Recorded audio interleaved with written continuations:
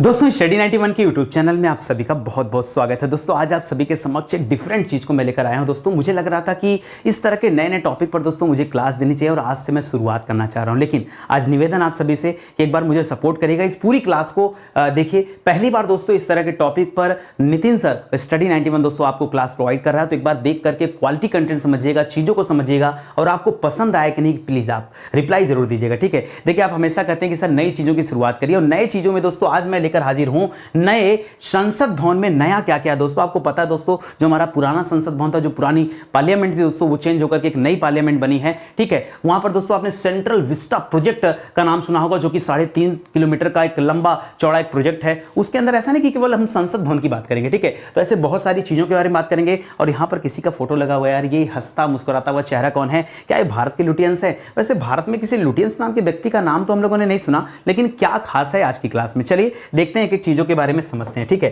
देखिए शुरुआत में करना चाहूंगा दोस्तों, अभी हाल फिलहाल में आपको पता होगा कि नया संसद भवन बनकर तैयार हो चुका है। सेंट्रल विस्टा जो प्रोजेक्ट था दोस्तों, उस प्रोजेक्ट के तहत दोस्तों ये बनकर तैयार हुआ है। जब सामने से हम कभी पिक्चर देखते हैं ना, तो यहां पर देखिए आपको एक त्रिभुज के आकार में ये संसद भवन दिखता है और इसके ठीक पीछे दोस्तों ये गोल वाला संसद भवन दिखता है। ये जो गोल वाला संसद भवन है ना, ये हमारा ओल्ड पार्लियामेंट है और जो नया वाला है दोस्तों, ये हमारा न्यू पार्लियामेंट है। चलिए अभी आगे आपको अच्छे से इमेज दिखाता हूं। बहुत शानदार शानदार इमेज है मैंने लगाया है, ठीक है। एक तरह से एक्सक्लूसिव इमेज आप इसे कह सकते हैं दोस्तों। ये कुल लागत कितनी आई दोस्तों इस नए संसद भवन को बनाने में? तो लगभग 862 करोड़ रुपए की लागत आई, ठीक है। बहुत सारे लोगों के मन में भी आ रहा होगा कितना पैसा खर्च करने की जरूरत क्या थी, मोदी जी ने आखिर क्यों नए संसद भवन की आधारशिला रखी? सबके पीछे रीजन है, लॉजिक है। आज की क्लास देखने के बाद आपके मन से ये डाउट समाप्त हो जाएगा कि ये पैसे जो खर्च किए गए ये हमारे आपके पैसे हैं, जनता के पैसे हैं, जो जनता टैक्स देती है दोस्तों, उसी पैसे से दोस्तों ये विकास हो रहा है। लेकिन ये विकास सही है कि गलत, आज की क्लास देखकर आप समझ पाएंगे। तो 862 करोड़ रुपए लगाकर दोस्तों यहां पर नया संसद भवन बनाया गया है और मोदी जी इसका उद्घाटन दोस्तों 28 मई को करने वाले हैं। जी हां दोस्तों, 28 मई 2023 को इसका उद्घाटन होने वाला है। और ये छोटा मोटा नहीं दोस्तों, 64,500 वर्ग मीटर, जी हां दोस्तों 64,500 वर्ग मीटर के दायरे में दोस्तों ये संसद भवन फैला हुआ है। और इसकी आधारशिला कब रखी गई थी? तो 2020 में दोस्तों 10 दिसंबर को रखी गई थी। आपको याद होगा 10 दिसंबर को अंतर्राष्ट्रीय मानवाधिकार दिवस के रूप में मनाया जाता दोस्तों। 10 दिसंबर 2020 को सेंट्रल विस्टा प्रोजेक्ट की आधारशिला रखी गई थी, उसी के तहत इस नए संसद भवन को बनाने की बात कही गई थी, ठीक है। अब आइए देखते हैं, जब आप दोस्तों पूरा पिक्चर देखते हैं तो ये पूरा दोस्तों पिक्चर आपको नजर आता है। इसमें दोस्तों जो पिक्चर लिया गया था ना, अभी जो पिक्चर आप देखते हैं बार बार, वो दोस्तों पिक्चर आपको यहां से शूट किया गया था, ठीक है। यहां से शूट किया गया था इस पॉइंट से, तो वो वाली पिक्चर आपको दिखती है। तो ये देखिए आपका संसद भवन हो गया यहां पर, ये आपको दिख रहा होगा दोस्तों, ये ऐसे त्रिभुज के आकार में संसद भवन है। और ये जो दोस्तों गोल के आकार का दिखता है हमारा पुराना संसद भवन है। तो यहां साफ सुथरा लिखा हुआ दोस्तों कि हमारा ओल्ड पार्लियामेंट है और हमारा न्यू पार्लियामेंट है, हमारा नया संसद भवन बनके तैयार हो गया, ठीक है। इसके आसपास में दोस्तों ये सारी बिल्डिंग आपको दिख रहा होगा, ठीक है। तो इन बिल्डिंगों में दोस्तों साउथ ब्लॉक, नॉर्थ ब्लॉक, इसके बगल में जो यहां पर दोस्तों ये जो बिल्डिंगें नजर आ रही है, यहां पर जो बिल्डिंगें नजर आ रही हैं, यहां पर जो बिल्डिंग नजर आ रही है दोस्तों, ये दोस्तों संसद भवन के बगल में इसलिए बनाई गई कि जो संसद भवन के अन्य कर्मचारी होते हैं वो यहां पर बैठ सकें और संसद भवन में क्या जरूरत है, क्या चीजें हैं, उनकी जो है वो चीजें पूरी कर सके, जो भी जरूरतें हो, ठीक है। यहां पर एक और मैप मैं आपको दिखाना चाहूंगा, थोड़ा सा छोटा करके मैप बना हुआ है। तो हमारा नया संसद भवन आपको यहां पे दिख रहा होगा, इस साइड में ये हमारा पुराना संसद भवन है, ठीक है। इसी के ठीक बगल में जो आप इमेज देख रहे थे दोस्तों,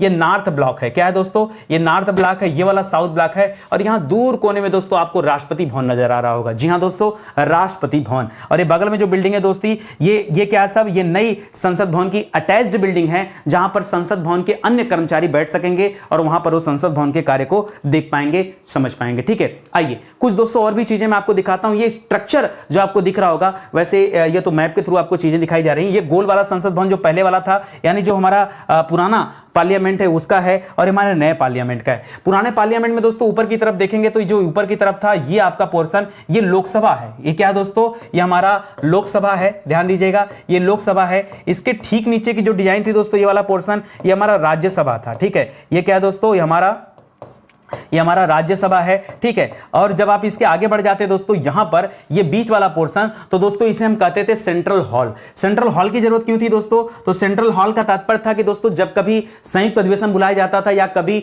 लोकसभा राज्यसभा के सदस्यों को मिलाकर के कोई बातें करनी होती थी, तो यहां सेंट्रल हॉल में दोस्तों बैठने की व्यवस्था हुआ करती थी। उसी तरह से ये जो त्रिभुज के आकार की चीजें आपको दिख रही हैं, तो यहां पर भी दोस्तों ये आपको लोकसभा दिख रहा होगा। यहां पर दोस्तों ये वाला पोर्शन आपको राज्यसभा का पोर्शन है, और ये वाला पोर्शन दोस्तों अभी डेवलप किया जा रहा है, यहां पर ये सेंट्रल लॉन्ज भी बना हुआ है और यहां पर दोस्तों सेंट्रल हॉल भी है। जी हां दोस्तों, ये बाकी के जो त्रिभुज का आकार है ना, तो याद रखिएगा एक गेट यहां पर है, एक गेट दोस्तों यहां पर है और एक गेट दोस्तों यहां पर है। आइए मैं दिखाता हूं एक एक चीजें करके। पहले हम देख लेते हैं दोस्तों लोकसभा। ठीक है, लोकसभा का जो थीम है दोस्तों ग्रीन थीम होता है। जो हमारी पुरानी लोकसभा थी वहां भी, जो हमारा नया लोकसभा है वहां भी। जी हां दोस्तों, आपको तो पता होगा लोकसभा को निम्न सदन कहा जाता है। क्या कहते हैं? लोकसभा को निम्न सदन कहा जाता है। वैसे यहां पर एमपी लोग बैठते हैं, मेंबर ऑफ पार्लियामेंट कहा जाता है। मेंबर ऑफ पार्लियामेंट दोस्तों लोकसभा के सदस्यों को भी कहा जाता है और राज्यसभा के सदस्यों को भी कहा जाता है। जो हमारा पुराना था दोस्तों, ये ग्रीन थीम पर बना हुआ था, ये आपको दिख रहा होगा। और इसमें कुल 552 सीट थी। कितनी दोस्तों? कितने लोगों के बैठने की व्यवस्था थी? 552 लोगों के बैठने की व्यवस्था थी।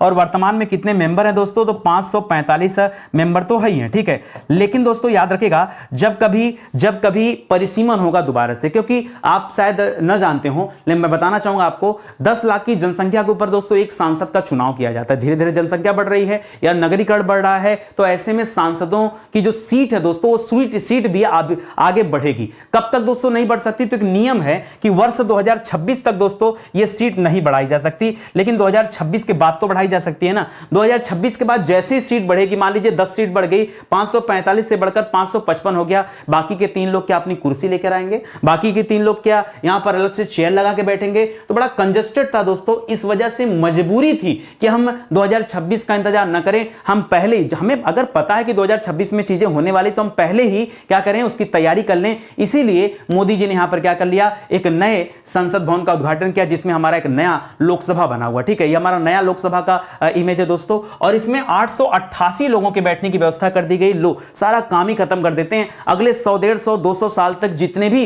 सांसद होंगे दोस्तों, उनको बैठने में कहीं कोई दिक्कत नहीं होगी, कहीं कंजेस्टेड नहीं फील होगा। और वो भी नई नई टेक्नोलॉजी के साथ दोस्तों। हर एक सीट पर दोस्तों ऑडियो वीडियो की बेहतरीन सुविधा और यहां पर सब कुछ लगे हुए हैं। ठीक है, ये पूरा हर तरीके से लैस है दोस्तों। ठीक है, तो टेक्नोलॉजी से भी लैस हैं, क्योंकि जैसे जैसे देश आगे बढ़ रहा है, तो अगर हमारे एमपीज आगे नहीं बढ़ेंगे तो चीजें कैसे बेहतर हो पाएंगी? ठीक है, तो याद रखिएगा दोस्तों 888 सीट। तो अब आपका अगर एग्जाम होता है, परीक्षा होता है, तो उस दृष्टिकोण से भी चीजें इंपॉर्टेंट है कि जो यहां पर 552 सीट की व्यवस्था थी, अब वो बढ़कर कितना हो गया है? 888 हो गया। इस इमेज में दोस्तों एक चीज छिपी हुई है जो शायद आपको नजर ना आए, मैं आपको दिखाना चाहूंगा। ये ऊपर जो आपको इमेज दिख रहा है, ये वाला इमेज दोस्तों, ये मोर के पंख जैसा आपको फील हो रहा होगा। देखिए, ध्यान से देखिए, ये मोर के पंख जैसा फील हो रहा होगा। और मोर दोस्तों क्या है दोस्तों, आपको पता होगा, जानकारी होगी दोस्तों, मोर हमारा क्या दोस्तों, मोर हमारा राष्ट्रीय पक्षी है। जी हां दोस्तों, मोर हमारा क्या दोस्तों, राष्ट्रीय पक्षी है। तो सवाल ये पूछ सकता है कि जो हमारी लोकसभा है उसमें दोस्तों किस जो है राष्ट्रीय चिन्ह को दोस्तों दर्शाया गया? तो याद रखेंगे यहां पर मोर पंख को दर्शाया गया है, तो राष्ट्रीय पक्षी को दर्शाया गया। ठीक है, इसी तरह से जब राज्यसभा में आएंगे दोस्तों, तो राज्यसभा हमेशा रेड थीम पर होता है। जिस तरह से लोकसभा ग्रीन थीम पर था, उसी तरह से राज्यसभा रेड थीम पर होता है। तो आप देख रहे होंगे दोस्तों, हमारी पुरानी राज्यसभा है और ये आपको रेड थीम पे नजर आ रही होगी। इसमें दोस्तों अभी तक केवल और केवल 245 लोगों के बैठने की व्यवस्था थी। और आपको तो पता होगा दोस्तों, लगभग 250 सीट थी दोस्तों, 245 तो है ही है। ठीक है, हमारे पास। ठीक है, यहां सीट की व्यवस्था दोस्तों 250 थी। सीट कितने थे दोस्तों? यहां पर 250 सीट थे। ठीक है, और 245 हमारे पास राज्यसभा के सदस्य ही हैं। ठीक है, तो सीट यहां चेंज कर लीजिएगा, 250 थे। लेकिन अब दोस्तों, अब तो समय बदल रहा है, तो हमें चीजें और चेंज करनी पड़ेंगी। तो अब जो नया हमारा बन रहा है दोस्तों संसद भवन, उसमें 384 सीट राज्यसभा में लगाई गई हैं। ये हमारा नया जो है राज्यसभा है और इसमें 384 सीटें। फिर मैं आपको याद दिलाना चाहूंगा, ये ऊपर का जो थीम है दोस्तों, यहां पर किस चीज को दिखाया गया, दर्शाया गया है? तो याद रखेंगे, ये जो नजर आ रहा दोस्तों, ये कमल आपको दिख रहा होगा। क्या दिख रहा होगा? कमल। और कमल से आप भाजपा पर निशाना मत साधिए दोस्तों।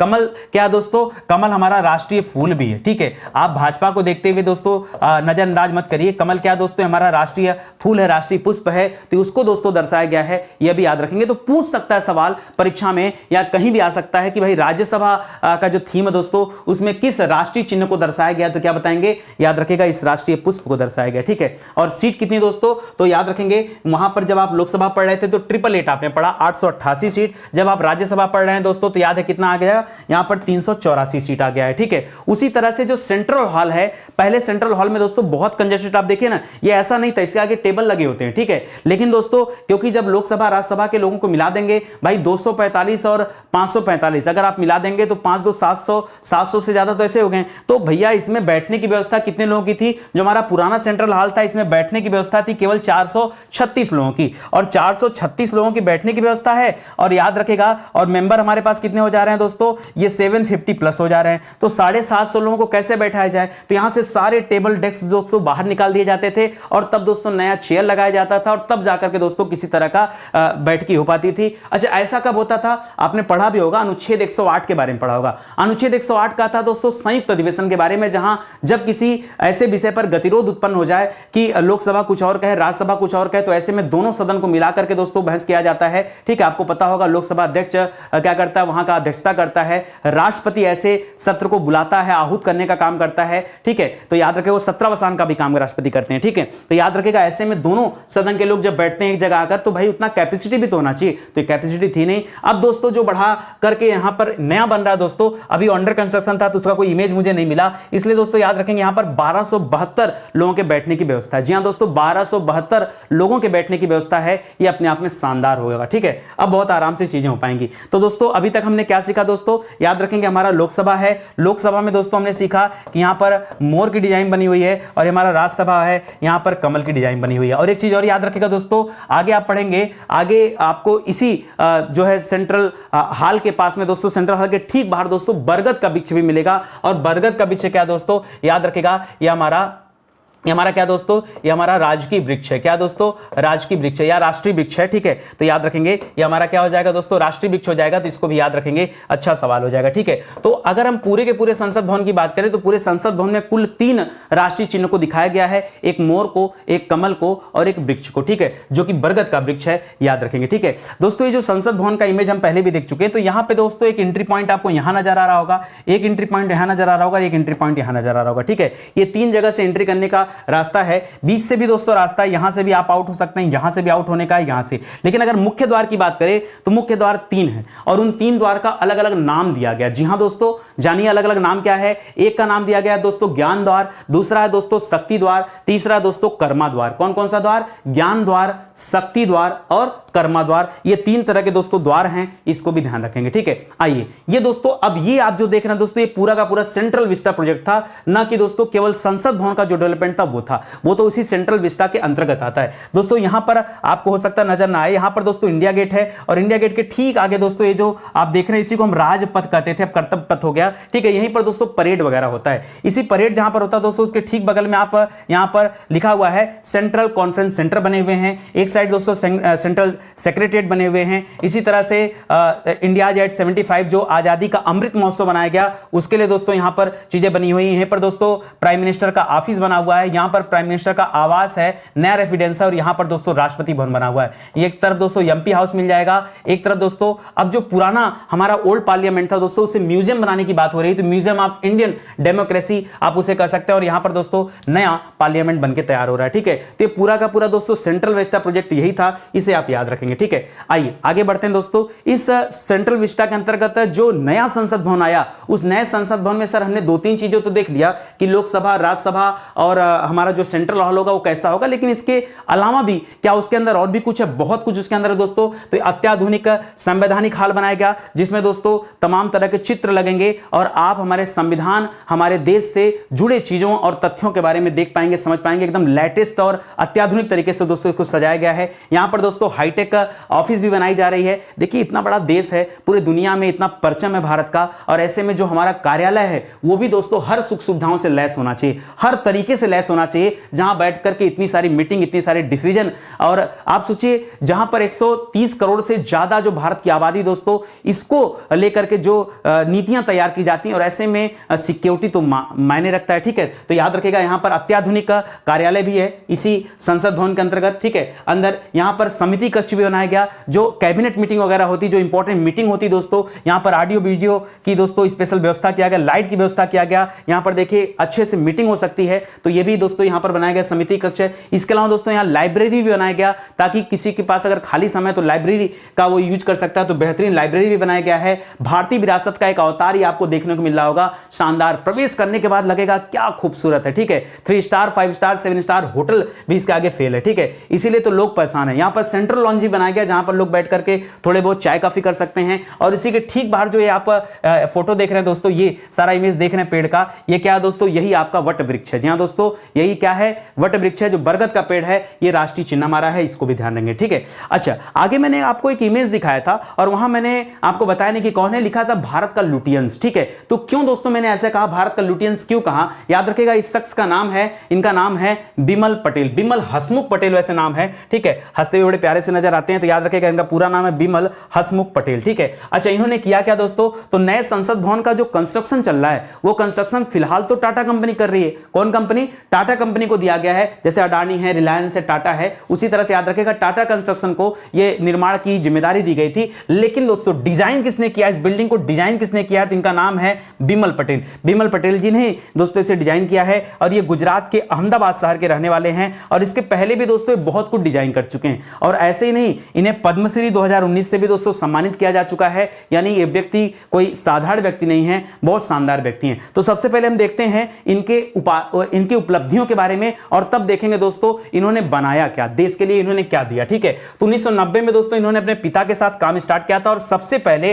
अहमदाबाद में दोस्तों इन्होंने एंटरप्रेन्योरशिप डेवलपमेंट इंस्टीट्यूट को डिजाइन किया था। क्या डिजाइन किया था, एंटरप्रेन्योरशिप डेवलपमेंट इंस्टीट्यूट को डिजाइन किया था। और उस डिजाइन करने के लिए दोस्तों इन्हें 1992 में आगा खां अवार्ड फॉर आर्किटेक्चर से सम्मानित किया गया था, ठीक है। तो पहली शुरुआत इनकी यहीं से होती है, 1992 में दोस्तों पहला अवार्ड आ गया है। और कभी हो सकता है कई लोग सोच रहे हो कि क्या दुनिया में और आर्टिस्ट नहीं थे या आर्किटेक्चर नहीं थे, मोदी जी ने क्यों ये गुजरात के अहमदाबाद के इस व्यक्ति को आर्किटेक्चर सुना। अरे भैया एक बात बताओ, 1992 से जो व्यक्ति अपनी उपलब्धियों को प्राप्त कर रहा है वो बेहतर ही होगा, ठीक है। और क्या फर्क पड़ता है व्यक्ति गुजरात का एक अहमदाबाद, क्या अहमदाबाद हमारे देश में नहीं है, क्या गुजरात हमारे देश का हिस्सा नहीं है। तो इस तरह के व्यवहार आपके मन में नहीं आने चाहिए, इस तरह की चीजें आपके अंदर नहीं होनी चाहिए, ठीक है। आइए देखते हैं, और अनेक और भी कई सारे अवार्ड मिल चुके हैं। तो 1992 में दोस्तों आगा खां अवार्ड फॉर आर्किटेक्चर मिला। 1998 में दोस्तों संयुक्त राष्ट्र के अवार्ड ऑफ एक्सीलेंस से इनको सम्मानित किया गया। 2001 में दोस्तों वर्ल्ड आर्किटेक्चर अवार्ड दिया गया। 2006 में PM national award for excellence in urban planning and design दिया गया। और अंततः दोस्तों आपने पढ़ा कि 2019 में इन्हें क्या मिल गया दोस्तों, इन्हें पद्मश्री भी मिल गया। क्या मिल गया, इन्हें पद्मश्री भी मिल गया, ठीक है। तो ऐसा नहीं कि सब कुछ मोदी जी की देन से हो रहा है, ये व्यक्ति में पहले से क्वालिटी था, पहले से टैलेंटेड थे, इसलिए दोस्तों इन्हें मिल रहा है। मैं कुछ चीजें बताना चाहूंगा इन्होंने क्या क्या बनाया है। तो दोस्तों इन्होंने संसद भवन का डिजाइन तैयार किया और जो सेंट्रल विस्टा प्रोजेक्ट चल रहा है उस प्रोजेक्ट के ऊपर भी डिजाइन करने का कार्यभार दोस्तों इन्हीं को दिया गया है। इसके पहले दोस्तों आपने काशी विश्वनाथ में जो कॉरिडोर देखा, गए होंगे आप काशी विश्वनाथ बनारस, ठीक है, उसका भी डिजाइन किसने तैयार किया। अब आपको खुशी महसूस हो रही होगी कि वाकई बंदे में दम है बिमल पटेल जी में, ठीक है। मंत्रियों के ब्लॉक और सचिवालय ये गुजरात में बने थे दोस्तों, उसका भी डिजाइन उन्होंने तैयार किया। आगा खां अकादमी ये हैदराबाद में स्थित है, उसका भी डिजाइन उन्होंने तैयार किया। पंडित दीनदयाल पेट्रोलियम यूनिवर्सिटी ये गुजरात में स्थित है दोस्तों, इसका भी डिजाइन इन्होंने तैयार किया। Sabarmati river development, Sabarmati river front development, उसी की तर्ज पर दोस्तों लखनऊ में गोमती रिवर फ्रंट बन रहा था, वो जो साबरमती वाला था दोस्तों वो भी इन्होंने ही डिजाइन किया था। इसके अलावा दोस्तों टाटा सीजीपीएल टाउनशिप है दोस्तों, ये मुंद्रा गुजरात में बनाई जा रही है, उसको भी दोस्तों इन्होंने डिजाइन किया। आईआईएम अहमदाबाद का नाम सुना होगा, उसका नया कैंपस बना, उस नए कैंपस का भी आर्किटेक्ट इन्होंने तैयार किया है। सीजी रोड का डेवलपमेंट इन्होंने किया। गुजरात हाईकोर्ट की बिल्डिंग जो बनी दोस्तों वो भी इन्होंने डिजाइन किया। इसके अलावा एंटरप्रेन्योरशिप डेवलपमेंट इंस्टीट्यूट जो अहमदाबाद में था ये भी दोस्तों उन्होंने डिजाइन किया। तो तमाम चीजों को डिजाइन किया, इसलिए दोस्तों इन्हें इस बार सेंट्रल विस्टा प्रोजेक्ट पर रखा गया था और वाकई बहुत शानदार इन्होंने डिजाइन किया, ठीक है। चलिए आगे बढ़ते हैं दोस्तों।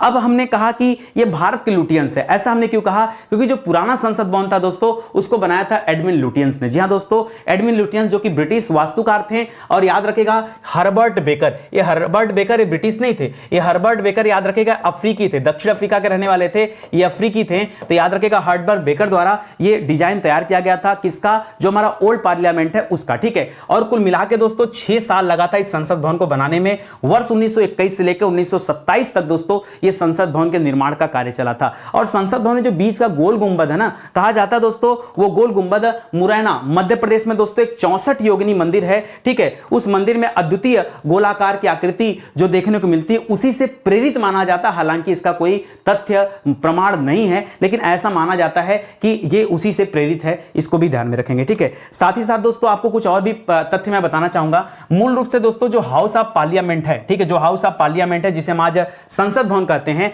एक्चुअली में अंग्रेजों के जमाने में इस बिल्डिंग में विधान परिषद चलती थी। क्या चलती थी दोस्तों? विधान परिषद हुआ करती थी, वो यहीं से कार्य करती थी। अधिक स्थान की मांग को पूरा करने के लिए वर्ष 1956 में संसद भवन में 2 और मंजिलें जोड़ी गई ताकि दोस्तों वहां पर बैठने का और लोगों के जो है कार्य करने का स्थान मिल सके। भारत की समृद्ध लोकतांत्रिक विरासत का 2500 वर्षों को प्रदर्शित करने के लिए संसद को एक संग्रहालय के रूप में वर्ष 2006 में भी जोड़ा गया और यहां पर थोड़े बहुत म्यूजियम भी की चीजें भी दोस्तों आ गई। कुछ पुराने इमेज में दिखाना चाहूंगा दोस्तों। ये संसद भवन जब बन रहा था, पुराना वाला संसद भवन 1921 से 26 के दौरान जो बना दोस्तों, उसकी बात कर रहा हूं। तो यहां पर दोस्तों संसद भवन बनाने की तस्वीरें कुछ देख रहे होंगे। ये देखिए तस्वीरें हैं दिल्ली की, और यहां पर देखिए संसद भवन का निर्माण कार्य चल रहा है और यहां पर दोस्तों संसद भवन बनके कंप्लीट हो गया। ये इनॉग्रेशन जो दोस्तों ये नए संसद भवन का इनॉग्रेशन का है, ठीक है, जो जब आधारशिला रखा गया था वर्ष 2020 में, उस समय का, ठीक है। और ये आ गया नया संसद भवन। अब बहुत सारे बच्चों के मन में आ रहा होगा कि ये बताइए मोदी जी ने जो 862 करोड़